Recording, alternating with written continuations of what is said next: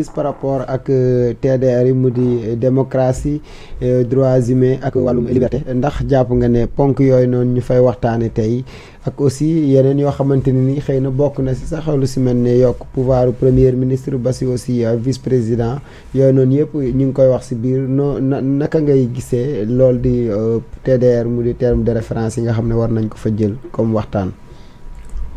xam nga dafa mel ni rek ma jox la gaal. tu comprends. oui ngay joow di dellu gannaaw. nga toog ni di joow di dellu gannaaw.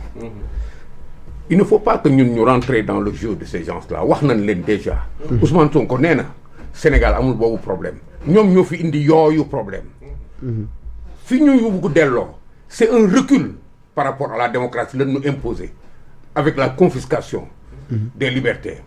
Démocratie, le Sénégal a prouvé son aptitude, son avancée démocratique bi ñu ñoom ñu ñëwee ci pouvoir. Bul fàtte ni nous assumons de dire malgré que ñu ngi porter plainte Babacar Gaye ak comment dirais-je encore Babacar Gaye ak ñu ngi porter plainte Babacar Gaye ak Babacar John hein, nous poursuivons de dire que pour ce qui concerne la démocratie li leen indi au pouvoir en réalité c'est parce que le Sénégal est resté sur ses deux pieds sur le plan démocratique. Il y a eu une insurrection orchestrée, retraçable à partir de tous les événements qui sont produits et à partir de discours. Il y a une situation catastrophique bi nga xam ni ñuy tetee la fermeté du président Macky Sall, la puissance de nos forces de défense et de sécurité.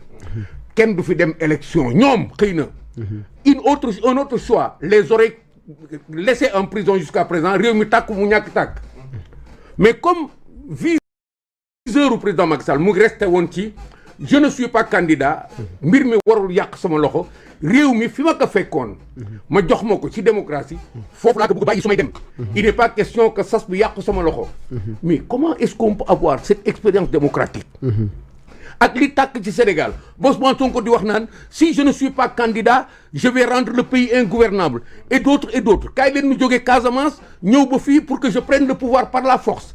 Comment vous pouvez imaginer qu'une démocratie aussi solide que celle-là nga xam ni ailleurs même en Europe des expériences pareilles ne se rencontrent pas ñu fexe ba inverser tendance boobu ba buter ci un endroit le président qui était là am souplesse ou respecter cette option démocratique daal di créer une loi d'amnistie pour remettre les compteurs à zéro et leur permettre de revenir dans les limites de ce que la loi à ce moment permettait de réaliser et il était en train d'aller très loin. Ce sont eux qui ont freiné la démarche. Ousmane Sonko avec le président Macky Sall allait être candidat parce que il était dans les dispositions de faire de sorte que moom mu nekk candidat Karim Wade nekk candidat. Vous vous rappelez très bien. Mais parce que les gens ont fait par exemple de l'agitation, les intellectuels, ils ont fait orchestrer des réactions dans le sens de sunu élection des marches, mais il a lâché. Il a lâché. Mais notre démocratie aurait été beaucoup plus reluisante avec un Ousmane Sonko qui a raté d'être président aujourd'hui et qui s'est empêché d'être président. C'est pas le président Macky Sall qui l'a empêché d'être président. Avec un Karim Wade qui aurait pu au moins inaugurer pour la première fois d'être candidat à la présidentielle dans ces conditions-là. Qu'est-ce qu'on nous dit? Liberté, démocratie et quoi d'autre encore? Droits humains. Droits humains.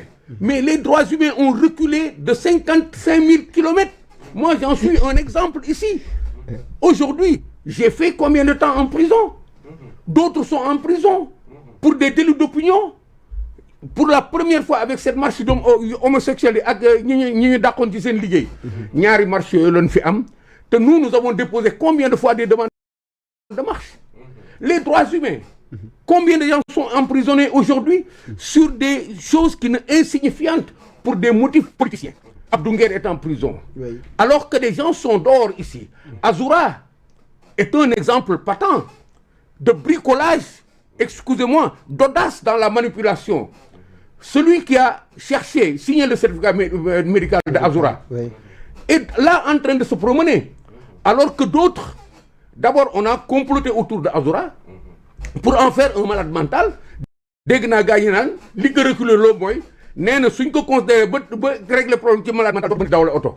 C'est ce que les gens disent. Mais vous voulez me parler de droits humains? Mais attention, Au contraire, allons voir ailleurs.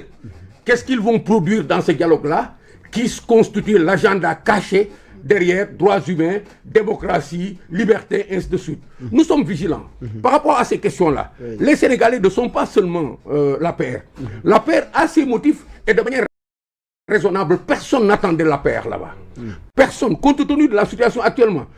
Ce qui aurait surpris, c'est que l'APR dem. Bien qu'ils ont joué de diplomatie, le modérateur est allé voir l'APR, la société civile s'est mêlée là-dedans, mais le discours de l'APR est clair. Au niveau du FNR, du FDR. Mais la liberté d'aller au dialogue a été instaurée comme principe directeur par rapport à cette situation. Et puis, il faut le rappeler toujours. Le FDR n'est pas une force politique. Parce que l'Union entendre, ce n'est pas un programme politique, c'est une réaction par rapport à des dérives, justement celle-là dont vous parlez. C'est parce que ces gens ne gèrent pas bien le pays, qu'ils piétinent les libertés, que le FDR s'est mis en position de combat pour pouvoir aller. Maintenant, par rapport au dialogue, allez voir, chacun pour ce qu'il y cherche. Mais je ne crois pas que ce qui concerne les termes de référence soit à prendre en repérage pour ce qui va se passer là-bas. Écoutons-les plutôt pour savoir l'an fi wut ci dialogue bi. Nous avons des pistes pour en apprécier, mais c'est pas ici que ça va se régler. Dañ leen di xool ba ñu def ñoo woote dialogue nan nu woon. Très bien ñu aborder par rapport ak manifestation bi nga xamante ne nii aussi ONG Jamra bu Mame Makhtar Gueye ak mouvement Nitu Dëgg bu Abdou Karim Gueye def nañ ko récemment ñu gis la foofu noonu mu nekk manifestation boo xam ne est-ce que da ngeen di mettre gouvernement bi pression par rapport ak criminalisation wàllum homosexualité ndax loolu moo war a tax a jóg manifestation bi. Mais la manifestation est une réponse par rapport au comportement. Nous avons une manifestation. Parce que nous sommes ay at def campagne ci dara. Compromettre tous les Sénégalais. Je ne commence pas par les oustas et les machins. Compromettre nos guides religieux. Parce que man kay wax nan kilifa diine bi nga dem sax nan que waaw Macky Sall dafa am agenda góor jigéen. Dans di génn ni dem naa seeti Serigne Diou, tu l'as compromis. Parce que tu es allé porter ta parole, tu es allé prêcher à cet endroit. Je suis allé à Tivaouane, je suis allé à Touba, je suis allé à Ndiassane, je suis allé à Kaolack, je suis allé. Mais tu as compromis tout ce monde-là, lan nga fa doon wuti. Nous, Macky Sall a un agenda LGBT. Nous proposons de criminaliser, il refuse. Texte nak suñu ñëwé dañ criminaliser affaire bi. Mais ils ne le font pas. Je dis, ce pays-là, nous ne sommes pas beaucoup. Yo, l'on mène yore pouvoir. C'est parce que le peuple t'a donné 54% yore que Dieu doko abalon le que daw ñu bayi la réew mi. Dañu nekk ak yow fi. Lolu moy raison wa. Bi ñu ñëwé ñom té ñu gis mënon nañu commencer très tôt.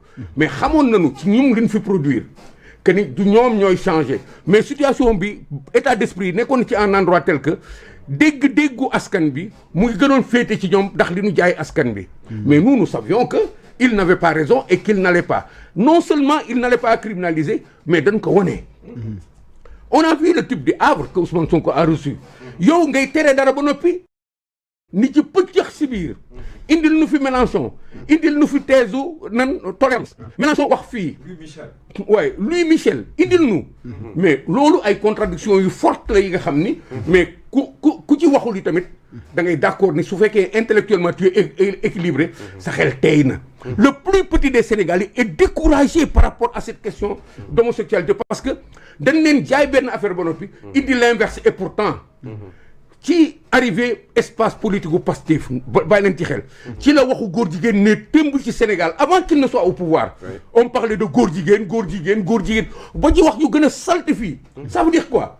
Ça veut dire que ce phénomène s'est noué à l'intérieur de Pastef pour que couloir bi mën a am ba ñuy ay Louis Michel ceci cela ainsi de suite ba am ay corridors yi nga xam ne sax on dit que de l'argent des homosexuels est passé par là-bas. Pourquoi? Parce que tel a reçu un financement ici, tel a reçu un financement ici, sans qu'aujourd'hui le débat ait été poussé au point que nous vérifions lolo. Su doon ci yeneen réew yi dinañ ko vérifier dès que c'est énoncé. C'est ça le problème. Donc ñun lan lañu def? Nous avons réagi. C'est tout le Sénégal qui a réagi. Je félicite comment dire Abdou Karim Xurum Xaax parce que il est au centre de cette réaction-là, il est resté constant. Je félicite Diabra pour ce qu'ils ont fait. Je félicite tous les autres qui se sont ajoutés, NFA, les autres organisations qui se sont ajoutées, les imams. Je félicite tout ce monde-là qui est venu appuyer cette initiative-là, mais considérez que c'est une réponse. C'est Pastef qui s'est mis dos contre le mur parce que nous avons eu l'inverse de ce qu'ils attendaient. Et pire encore, pourquoi est-ce que les gens ne les pousseraient pas? Mais tu vois un Dambou qui recule, qui vient dire quoi aux Sénégalais? Que le président Ousmane Sonko n'est pas encore président de la République. Comme cette question-là, il y a une démonstration, je résume simplement. And Sam Djikoyi, qui est la catastrophe dans cette histoire-là et consort, qui s'est abstenu de participer à la marche. Et derrière, on voit And Sam Djikoyi se positionner en défenseur du régime qui respecte sa parole. Nan dafa am nit ñi nga xam ni dañoo bëgg forcer ci ay affaire marche xeex homosexuel alors qu'ils ont un agenda politique contre le pouvoir en place duñ leen ko defal. Voyez un peu ces questions là. Nga xool encore ñoom tamit en plus de ça ils veulent